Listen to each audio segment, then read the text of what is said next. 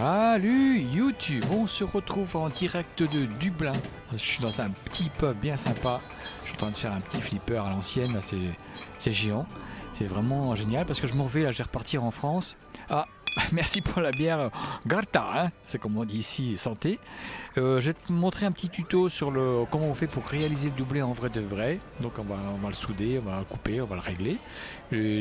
Enfin, c'est très facile à faire. L'objet du tuto, si tu veux, c'est de mesurer l'antenne et de vérifier qu'elle est bonne, qu'elle est cohérente par rapport à ce qu'on va déterminer. Voilà, donc le temps de repartir et on se voit pour le tuto.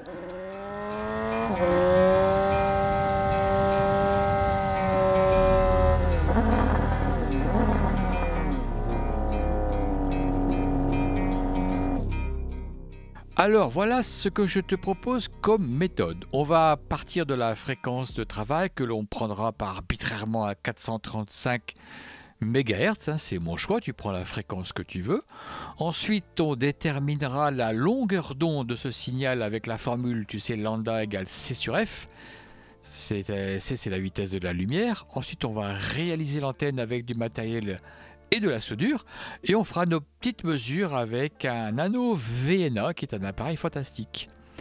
Alors c'est parti pour calculer lambda avec la formule, hein. Tu prends donc 300 000 1000 divisé par ta fréquence, et moi je trouve que ça fait 0,68 mètres de mémoire, 0,689 mètres exactement, 0,7 mètres hein, à peu près.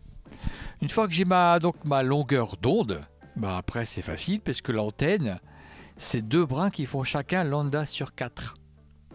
Chaque brin fait lambda divisé par 4. Donc pour calculer la longueur du brin, c'est facile, hein, je prends lambda et je le divise par 4. Donc je sais ce que je vais faire. Je vais prendre 0,689 mètres divisé par 4 et j'aurai ma longueur L. Et je vais trouver 17,2 cm pour être précis. Vraiment pour être précis, parce que bon. Voilà. Donc nous on va faire des brins un tout petit peu plus longs et comme ça on pourra les couper pour les ajuster finement. On est fin bon pour passer à la pratique. Alors comme matériel, il faut pas grand chose, hein. Il faut un fer à souder, une fiche SO 259. Et puis deux tiges de cuivre hein, assez rigides. Moi j'ai pris du fil de cuivre 1 mm je crois. Je l'ai étamé, j'ai préparé le travail et j'ai plus qu'à souder ça. Un sur l'âme, un sur la masse. Et puis c'est fini, hein, c'est tout bon. Voilà, c'est c'est déjà fini. C'est encore un peu chaud, je fais gaffe à mes pattes. Et voilà, c'est terminé pour le doublé. Enfin c'est terminé pour la première partie. Et il n'y a plus qu'à mesurer tout ça grâce au Nano VNA. Appareil fort sympathique et abordable. La preuve, c'est que j'en ai acheté un. C'est quand même une preuve. Alors, sur le côté, tu as des petits boutons pour naviguer. Voilà, marche arrêt, des fiches USB et deux petites prises hein, pour connecter les appareils. Moi, j'utiliserai que le port 1. Parce que je fais que mesurer, tu sais, le SWR de l'antenne. Alors, tu le mets en route, l'appareil, hein. Voilà, et il t'affiche directement une ABAC de Smith. Mais ça, on peut le changer. Hein. Tu vas dans Trace, tu choisis autre chose, et puis ça disparaît. Alors moi, j'ai utilisé le port 1, comme je te l'ai dit. Et pour ça, on va passer par la première phase qui est la calibration. Et pour ça, tu as des petits bouchons qui sont donnés. Tu as le premier, là, c'est un petit bouchon qui fait court-circuit. L'âme est reliée à la masse.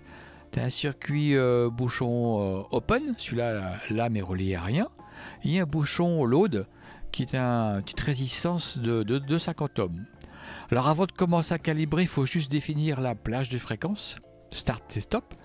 Donc à quelle fréquence tu démarres, à quelle fréquence tu t'arrêtes. Moi en start, je vais prendre 300 MHz. Donc je vais taper 300 M pour 300 mégas. Et sur stop, pardon, je mettrai 500 M. Et puis c'est fini. Donc j'aurais défini comme ça ma plage, 300-500. Là après je peux commencer à calibrer. Donc là tu vois je vais sur la calibration cal. Et je mets mon premier bouchon, circuit ouvert, open. Je clique et c'est calibré. Je mets mon deuxième bouchon short, mon court-circuit. Je le visse gentiment. Je clique sur short et hop, par magie, c'est calibré. C'est assez rapide. Hein. Tu vois, je clique, clac, et hop. T'as vu, ça a duré quoi? Allez, 1 seconde et demie, on va dire. Je suis un peu enrhumé, désolé.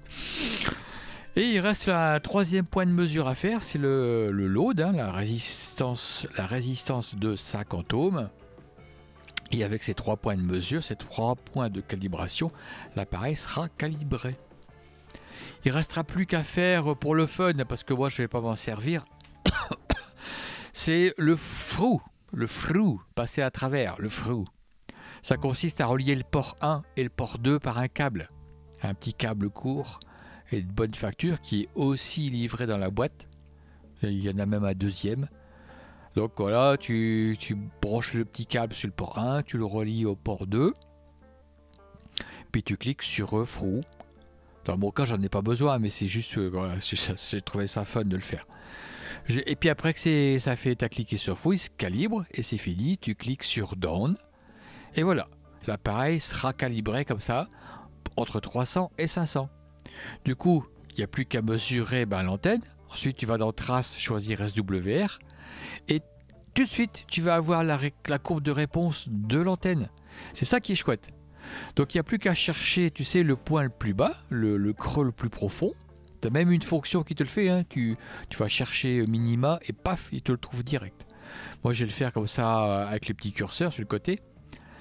Et je vais trouver, ah oui, alors c'est pas forcément évident de le faire avec une seule main parce que l'appareil tourne. Et je vais trouver la fréquence de résonance la plus précise. Et je vais trouver une certaine valeur. Là, je vais trouver 404. Et ça veut dire que mon antenne est tout petit peu trop longue par rapport à ce que je voulais. Donc je vais la raccourcir un petit peu parce que plus l'antenne est courte, plus la fréquence de résonance est élevée. Et je vais pouvoir le faire. Et je vais le faire petit à petit. Je ne te montre pas les étapes, mais à chaque fois je coupe un petit bout d'antenne et je fais mes mesures. Alors je ne suis pas dans un environnement super adéquat pour le faire, mais pour la démo, ça sera bien, c'est bien assez, en tout cas c'est assez parlant. Donc je vais retailler un peu l'antenne encore un petit peu, comme ça petit bout par petit bout, je coupe des petits bouts. Et à chaque fois je fais mes mesures. Hein. Et tu vois, à la fin, j'ai une antenne qui est bien descendu, tu vois, le pic s'est déplacé sur une fréquence plus haute et j'ai une plage de fréquence utilisable assez large. Donc mon antenne est fin bon parce que je suis à moins de 1,4 sur une plage de fréquence très grande.